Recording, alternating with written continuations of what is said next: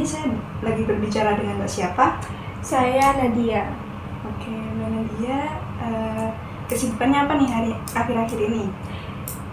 Kesibukannya itu ya kuliah aja gitu. Oh, Mbak Nadia kuliah. Kalau boleh tahu di kampus mana dan udah semester berapa? Di kampus Universitas Negeri Malang semester 3. Oh, semester 3. Gimana nih keadaannya ngejalanin semester 3 nih? Apa ada Kesulitan dalam berteman sih. Oke, sebelumnya karena kita baru pertama kali ketemu ya, Ibu izin memperkenalkan diri terlebih dahulu. Perkenalkan, nama Ibu Zaitun Syarkia, bisa dipanggil Bu Iki. Mbak Nadia bebas memanggil Mbak Iki, Bu Iki, atau panggil nama langsung juga gak apa-apa, senyamannya Mbak Nadia aja. Oke, sebelumnya nih, tujuannya Mbak Nadia untuk datang ke sini itu apa ya? Ya itu saya punya permasalahan dari berteman gitu. Dari pertemanan. Jadi Mbak Nadia datang ke sini karena punya masalah dengan temannya. Oke. Sebelumnya nih, apa Mbak Nadia pernah melakukan sesi konseling? Belum pernah. Oke, karena ini baru pertama kali ya.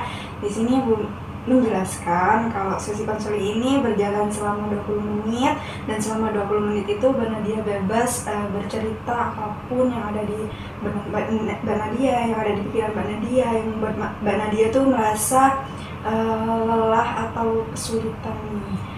Oke, karena sesi konseling yang dirasa sudah bisa dimulai, apakah Mbak Nadia sudah bersiap? Siap. Karena Mbak Nadia sudah bersiap, silahkan bercerita. Oke, sebentar sebelumnya Ibu izin membawa buku catatan di sini untuk mencatat poin-poin penting yang ada di cerita Mbak Nadia. Apakah Mbak Nadia memperbolehkan Ibu untuk mencatat? Boleh. Oke, karena sudah siap dan sudah mengizinkan Ibu untuk mencatat, silahkan Mbak Nadia boleh bercerita.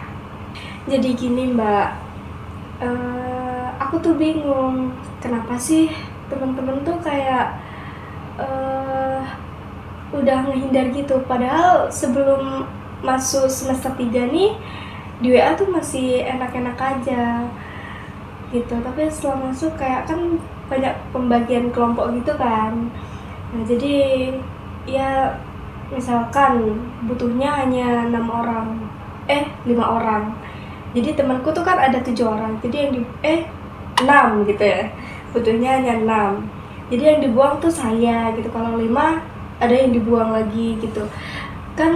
Menurutku tuh kan kalau emang kita bestie gitu kan, harusnya dibagi 2 biar adil, bukan malah membentuk kelompok sendiri gitu menurut saya. Terus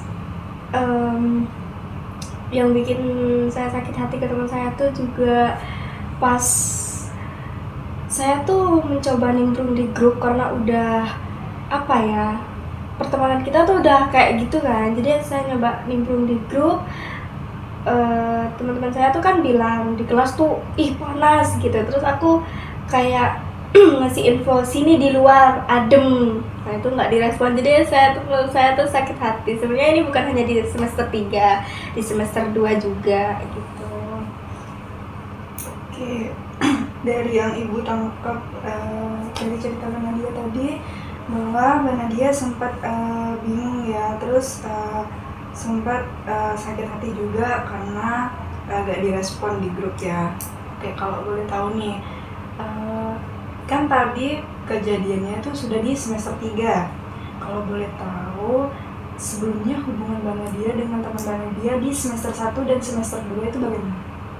Enak-enak aja, tapi mungkin gara-gara kelompok gitu ya, jadi kayak ada salah satu teman gitu kayak aku gitu loh. Jadi aku kayak ya udah, aku diem gitu, aku mengalah gitu. Ternyata itu nyampe ke semester 3 gitu. Oke, kalau boleh tahu penyebab utamanya Mbak Nadia itu mengalah karena apa ya? Enggak kenapa saya mengalah tuh ya itu kan pembagian kelompok sendiri tuh kan. Nah si circle udah kumpul nih gitu. Terus awal semester 2 nih kan temanku hanya 9 hanya 9 orang waktu itu. Nah terus milih sendiri kan, Nah itu teman-teman yang lain tuh, aku sama itu gitu-gitu. Jadi aku kayak ya udah, nggak apa-apa deh, aku sama siapa aja gitu. Aku lebih mengalah sama temen yang gitu, aku mau itu gitu-gitu. Ketika Oh iya, bisa dimengerti. Saya paham sekali ya rasa mengalah yang Mbak Nadia alami ini gitu. Oke, tadi juga Mbak Nadia sempat menyinggung untuk menghindar dari teman-teman Mbak Nadia. Apakah benar? Oke, kalau boleh tahu nih motif utamanya Mbak Nadia menghindar dari teman-teman Mbak Nadia itu apa ya? karena apa ya, udah dari semester 2 gitu kan, awalnya aku sabar gitu, lanjut ke semester 3 kok tambah ini, jadi aku kayak ya udah mending aku menjauh aja. Sebenarnya nggak menjauh, tetap berteman, tapi mulai agak sedikit gitu. Oke, ketika menghindar dari teman-teman Mbak Nadia, apakah Mbak Nadia punya teman selain teman Mbak Nadia yang tadi berenam? Ya, berenam? Iya, ya awalnya 9, dibuang 2, 3 sama saya, dibuang lagi 1, jadi 5 orang. Oke, tadi kan Mbak Nadia sudah bercerita nih kenapa Mbak Nadia pada akhirnya menghindar atau menjauh dari teman-teman Mbak Nadia ya. Oke, kalau boleh tahu nih, apakah ketika Mbak Nadia sudah menghindar dari teman-teman Mbak Nadia punya teman lain nggak selain teman Mbak Nadia yang bersembilan tadi? Waktu semester 2 sih nggak punya ya, jadi kayak udah sendiri aja, tapi tetap masih ngobrol sama teman-teman yang lain, tapi ya lebih menyendiri aja. Nah semester 3 nih alhamdulillahnya punya 1 orang. Satu orang ini apakah termasuk ke dalam teman Mbak Nadia yang sebelumnya bersembilan atau bukan? Bukan. Oke, dari teman Mbak Nadia yang bersembilan ini, apakah hanya Mbak Nadia saja yang menghindar atau tidak ditemani, atau ada lagi teman yang lain? Ada, yang tadi katanya saya itu yang 3 orang dibuang, termasuk itu 3 orang tuh sudah sama saya gitu, jadi dibuang. Jadi yang 2 ini berteman sama berdua itu udah, jadi saya sendiri, terus dibuang lagi 1, jadi sendiri juga gitu. Oke, berarti tadi sempat bertiga ya, sampai akhirnya Mbak Nadia dibuang. Kalau boleh tahu itu Mbak Nadia dibuangnya kenapa ya? Oh, yang bertiga itu? Enggak bertiga, saya sendiri. Oke, tadi Mbak Nadia sempat cerita kalau Mbak Nadia itu dari 9 orang itu dibuangnya 3. Apakah sampai saat ini Mbak Nadia masih berteman dengan kedua teman Mbak Nadia yang juga dibuang dari circle tersebut? Untuk sekarang sih iya berteman ya, tapi nggak sampai kayak curhat deket gitu, enggak, cuma berteman aja, nanya tugas gitu. Oke, sebenarnya motif utamanya Mbak Nadia tadi itu kenapa punya permasalahan dengan teman Mbak Nadia karena kelompokan ya. Oke, kelompokan, terus nggak dipilih, akhirnya Mbak Nadia sakit hati karena juga nggak direspon chatnya di grup, terus Mbak Nadia menghindar. Oke. Ketika mengalami hal tersebut nih, apa sih yang Mbak Nadia lakukan? Nangis. Oke. Selain nangis, apakah ada hal lain yang Mbak Nadia lakukan? Lebih menyendiri sih. Kayak ketika tadi Mbak Nadia tidak ditemenin oleh teman Mbak Nadia, tadi Mbak Nadia sempat kayak nangis dan menyendiri. Oke, di sela-sela Mbak Nadia menyendiri, apakah ada seseorang yang Mbak Nadia dia ajak untuk bercerita, atau Mbak Nadia hanya ya udah menyendiri aja? Ada Mbak, pacarnya. Oke. Selain pacar Mbak Nadia, apakah ada lagi? Teman sekamar saya. Oke, terus ketika Mbak Nadia mengalami hal tersebut nih, apa sih yang Mbak Nadia lakukan ke depannya untuk kayak, aduh aku harus buang rasa sakit hati aku harus nggak menghindar lagi. Apakah ada cara yang Mbak Nadia lakukan sebelumnya? Oke, ketika Mbak Nadia mengalami hal tersebut, apa sebelumnya Mbak Nadia pernah melakukan mencari solusi nih, gimana sekiranya saya ditemenin lagi, gimana sekiranya saya agak sakit hati lagi? Kalau dulu semester 2 itu mungkin karena saya jarang bareng sama mereka, jadi saya kayak mereka kan ada niatan mau ke rumah temen, salah satu dari teman itu kan, jadi saya usahain ikut padahal saya nggak pengen, dan juga kan saya juga kasihan ke duit orang tua gitu kan, tapi saya usahain gitu buat ikut biar ditemenin lagi gitu menurut saya. Tapi ternyata setelah semester 3 itu sama aja. Bisa dipahami ya Mbak Nadia. Oke, selain usaha Mbak Nadia yang tadi, apakah Mbak Nadia juga pernah melakukan usaha yang lain untuk bisa ditemenin lagi nih sama teman Mbak Nadia? Enggak ada, langsung saya cut off gitu Mbak. Oke, tadi perihal kelompok nih, Mbak Nadia sebelumnya apakah pernah melakukan sesuatu ketika berkelompok dengan mereka atau melakukan kesalahan? Kalau menurut saya sih enggak ya, tapi enggak tahu sih dari mereka. Oke, tadi kan Mbak Nadia sempat menyinggung rasa sakit hati nih. Apa sih upaya yang Mbak Nadia lakukan agar rasa sakit hati itu menghilang?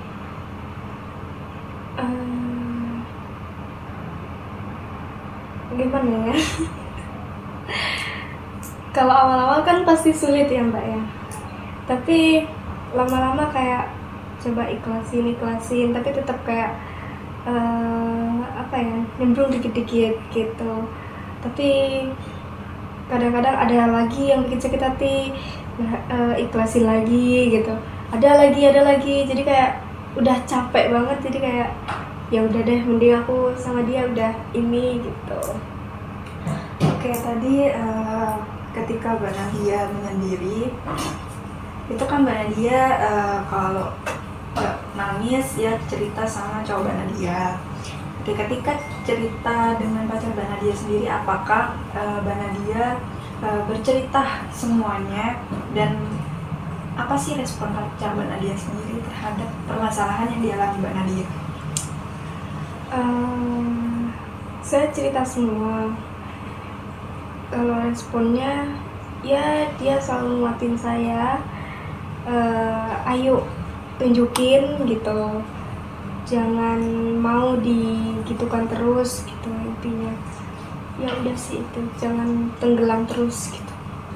Oke, terdengarnya kayak pacarnya sangat support ya Mbak Nadia. Alhamdulillah. Oke, untuk kedepannya nih, kan Mbak Nadia sudah tahu penyebab permasalahan Mbak Nadia dengan teman Mbak Nadia. Mbak Nadia juga sempat menemukan solusi atau motivasi dari pacar Mbak Nadia. Oke, kedepannya apa sih hal yang akan Mbak Nadia lakukan untuk bisa kayak gak menghindar lagi, berteman lagi, bersikap seperti biasa, atau bisa dibilang berdamai dengan permasalahan pertemanan ini? Iya, berdamai dan ya udah berteman aja gitu. Oke, upaya yang akan dilakukan seperti apa sih? Nggak kepikiran aja Mbak. Oke, nggak kepikiran ya. Oke, gak apa-apa. Saya bisa merasakan kebingungan yang dirasakan Mbak Nadia ya. Oke, apakah Mbak Nadia ingin mencoba solusi yang diberikan pacar Mbak Nadia tadi? Coba bangkit, coba buktikan kalau kamu bisa gitu, kamu layak untuk masuk ke pertemanan tersebut. Tapi saya nggak mau masuk lagi Mbak. Sepertinya Mbak Nadia sudah amat sangat sakit hati ya dengan pertemanan tersebut. Oke, gak apa-apa. untuk kedepannya nih, apakah Mbak Nadia akan mencari teman baru atau tetap sendiri dulu deh? Kayak apakah ada hal-hal yang Mbak Nadia takuti kedepannya untuk memilih teman baru lagi? Untuk saat ini punya temen, tapi saya nggak mau terlalu kayak temen banget gitu. Ya udah sekedar temen apa, belajar gitu, temen kuliah gitu, nanya tugas gitu aja sih. Oke.